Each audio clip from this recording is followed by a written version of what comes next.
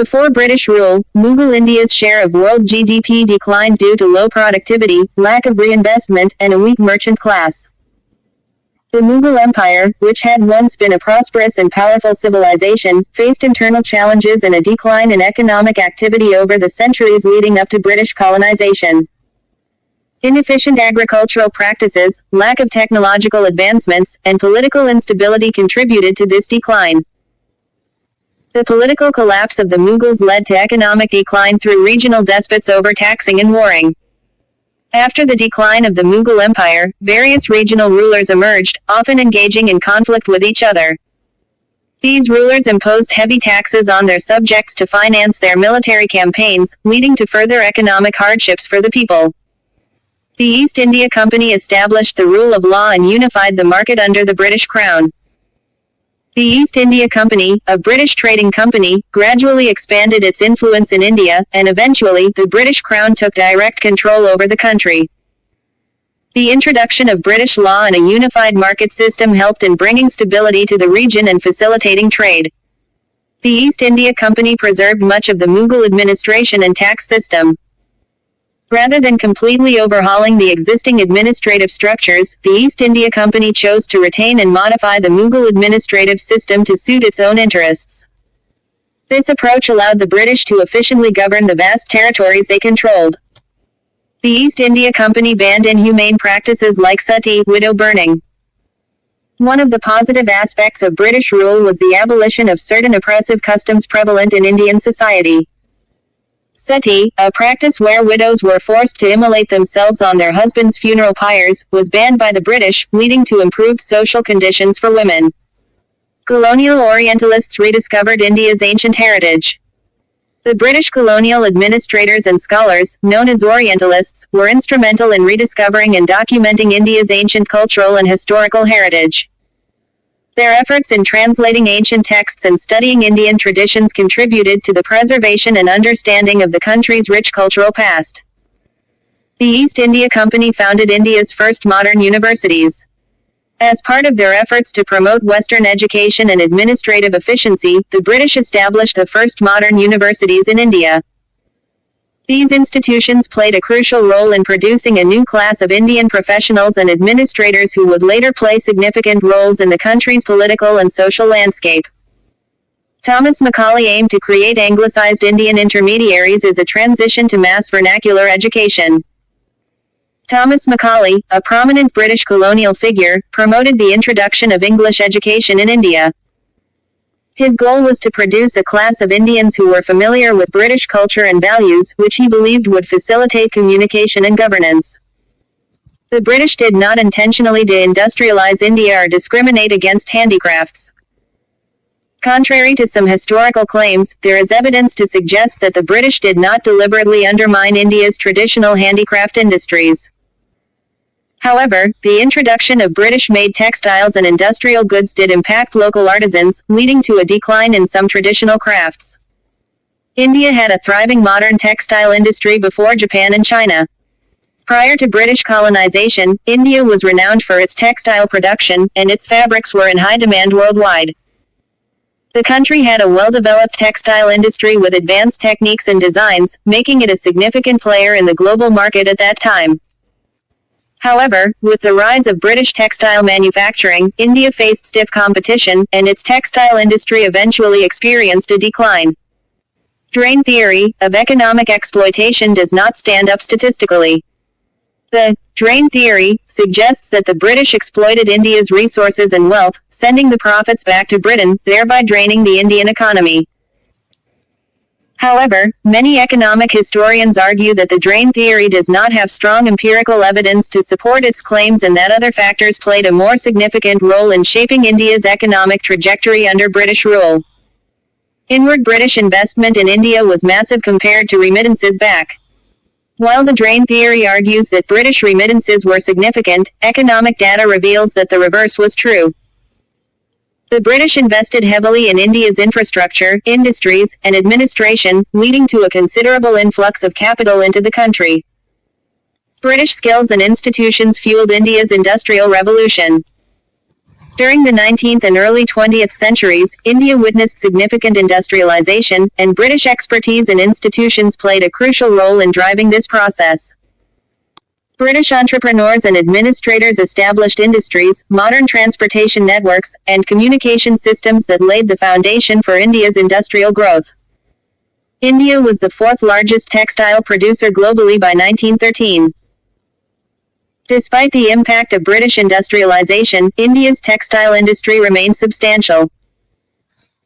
By the early 20th century, India was one of the world's leading textile producers, continuing its legacy as a significant player in the global textile market. Per capita industrial output in 1947 was higher than the rest of Asia except Japan. By the time of India's independence, the country's industrial output per person was higher than most Asian countries, demonstrating the strides India had made in industrial development under British rule. Railways aided India's integration and reduced famines despite initial backlash. The British built an extensive railway network in India, which helped connect far-flung regions and fostered economic integration. Additionally, the railways facilitated the transportation of food during times of famine, reducing the impact of food shortages in affected regions. Canal irrigation increased eightfold under British rule. The British invested in irrigation infrastructure, resulting in a significant expansion of canal irrigation. This development had a transformative effect on agriculture, boosting crop yields and providing a more reliable water supply for farmers. India's population doubled under the Raj, indicating public health improvements. One positive outcome of British rule was the improvement in public health measures. The introduction of modern healthcare, vaccination programs, and sanitation initiatives contributed to a decline in mortality rates and a subsequent increase in population. The famine relief policy pioneered by the British became a global template. The British authorities in India developed early famine relief policies to address food shortages and provide aid to affected populations. These policies set a template for future relief efforts in other parts of the world facing similar crises. The Mughal land tax rate was 15% of income, reduced to 1% under the Raj. The British introduced land reforms that significantly reduced the tax burden on farmers.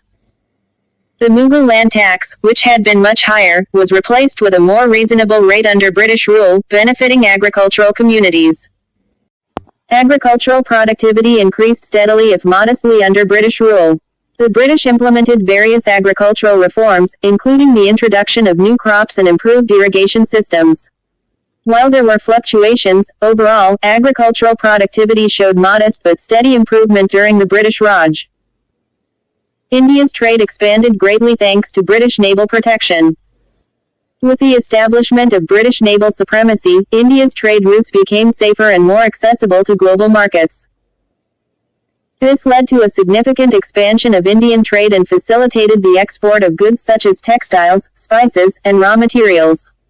India ran a large sterling surplus at independence due to wartime expenditure. During World War II, India contributed heavily to the war effort, resulting in increased production and exports to support Britain's needs. This led to a surplus of sterling British currency in India's reserves by the time of independence. Representative institutions evolved for nearly a century of rule. Over the course of British rule, India saw the evolution of representative institutions, such as legislative councils and local bodies. While the level of representation was limited initially, it laid the groundwork for future political developments. Indian politicians acquired experience through provincial councils. The British gradually allowed Indian participation in provincial councils, providing opportunities for Indian politicians to gain valuable experience in governance and politics. The 1935 Government of India Act expanded the franchise to 30 million Indians. The Government of India Act of 1935 represented a significant step towards political reforms. It expanded the electoral franchise to a considerable number of Indians, giving them a greater say in the political process. The post-war cabinet mission aimed to keep India united. After World War II, the British government sent the cabinet mission to India to negotiate the terms of independence. The mission's primary goal was to find a way to keep India united as it transitioned to independence, despite the mounting demands for partition. The actual independence transition was peaceful, setting a template for other colonies. India's transition to independence, which occurred on August 15, 1947, was relatively peaceful compared to some other decolonization processes. The country achieved independence through negotiations rather than violent struggle, serving as a template for other colonies seeking self-rule. India joining the Commonwealth as a republic set an important precedent. Despite becoming a republic, India chose to remain a member of the Commonwealth, which was formerly known as the British Commonwealth. This decision set a precedent for other countries that gained independence from the British Empire to maintain a voluntary association with the Commonwealth. British economic impacts were balanced, not one-way exploitation. While there were undoubtedly economic challenges and exploitative practices during British rule, it is essential to recognize that there were also positive contributions. British investments, infrastructure development, and institutional advancements had a mixed impact on India's economy. Imperial economic gains for Britain itself were limited. Contrary to popular beliefs about the British Empire's massive economic gains from India, the actual economic benefits accrued directly to Britain were limited. While there were profits for certain individuals and companies, the overall economic impact on Britain was not as vast as often portrayed. Multicultural legacies of British Raj still evident in UK culture and society. The prolonged British presence in India left a lasting impact on the culture and society of both countries. Indian influences can be seen in various aspects of modern British life, including cuisine, language, literature, and even religious practices. Company rule seen as more stable and lawful than Indian rivals by locals. The East India Company's rule was often perceived as more stable and organized compared to the fragmented and turbulent conditions under various Indian rulers. Consequently, some locals may have preferred British rule for its relatively better governance. Company taxed more lightly and efficiently than Indian rulers. The East India Company's taxation policies, though not devoid of issues, were often considered more efficient and predictable compared to the arbitrary and heavy taxation practices of certain Indian rulers. Law courts treated Indians equally regardless of religion, caste. The introduction of British legal institutions and the rule of law brought a degree of equality before the law for Indians. The British courts did not discriminate based on religion or caste, which was a significant departure from the traditional discriminatory practices. Company allied with an empowered growing Indian merchant class. The British East India Company forged alliances with certain Indian merchants and traders to facilitate trade and strengthen its position. This collaboration helped the Indian merchant class grow in influence and prosperity during British rule. Company salt tax hurt artisans but boosted agricultural incomes. The British levied a salt tax, which had adverse effects on certain artisan communities that depended on salt for their crafts. However, this tax also contributed to increased revenue for the government, which could then be invested in agricultural development. Famines as bad in pre-colonial India, some caused by indigenous rulers. While the British Raj witnessed several famines, it is important to note that famines were not an entirely new phenomenon.